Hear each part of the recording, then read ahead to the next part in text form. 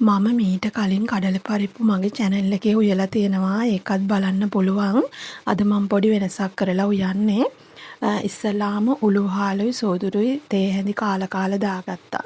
ඊට පස්සේ මිරිස් කුඩු තේ හැඳකුයි ගම් මිරිස් කුඩු තේ හැඳි භාගයක් විතර දාලා කුරුඳු පොත්තකුත් දාලා කරපිංචා පොඩියට කපලා මිරිස් කරලකුත් පොඩියට කපලා රතුළුණු ගෙඩි 5-6ක් වගේ කපලා දැම්මා.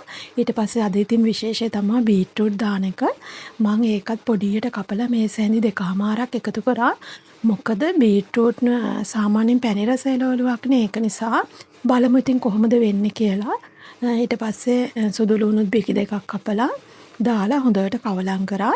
මම මේ පරිප්පු විනාඩි 15ක් විතර වතුරේ පොඟවගෙන වතුර බේරලා ගත්තේ.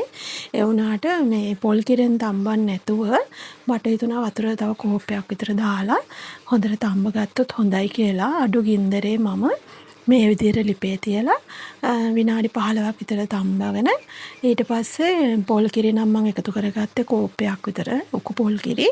ඊට පස්සේ ඒකත් එහෙම කලවම් කරලා හොඳට අන්තිමට තමයි මම ලුණු එකතු කරගත්තේ. මොකද මේ කඩල පරිප්පු ටිකක් තැම්බෙන්න හොර නිසා. ඊට පස්සේ ලුණුත් දාලා හොඳට කවලම් කරලා පස්සේ මට හිතුණා මේකට කඩල පිටි ටිකක් දාලා කොහොමද කියලා බලන්න. මමත් මේක පළවෙනි වතාවට නෙමෙයි හදන්නේ. ඉතින් කඩල පිටිත් මේ සැන්දක් දාලා හොඳට කවලම් කරා. අනේ ඇත්තටම හරිම රසයි. පැණි රස නම් තිබුණේම නෑ. මොකද මම ටිකක් මිරිස් සැරට දාලා උයන කෙනෙක් නිසාද දන්නේ නෑ. ඊට පස්සේ හොඳට ඉතින් බුබුලු නටනකන් ඉඳලා හොඳට කවලම් කරා. මොකද කඩල පිටි තිබුණොත් තව කියලා. එහෙමනම් තිබුණේ නෑ. හොඳට දිය වෙලා ගිහිල්ලා. ඊට පස්සේ ඉතින් මේ විදිහට අවසානයේ ඔන්නෝම තමයි තිබුණේ. ඔයාලාත් හදලා බලන්න. මම මේ පළවෙනි වතාවට නේ හැදුවේ.